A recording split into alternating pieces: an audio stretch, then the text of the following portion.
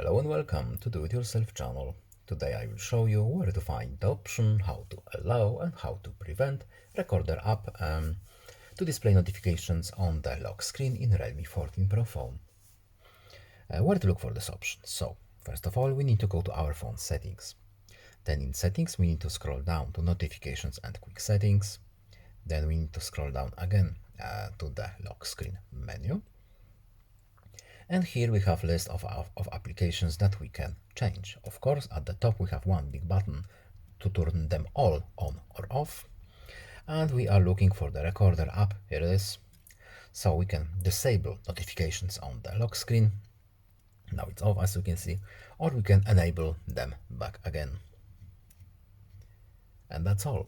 I hope this video is helpful to you. Please leave a like and subscribe. Have a nice day and see you in the next video. Goodbye.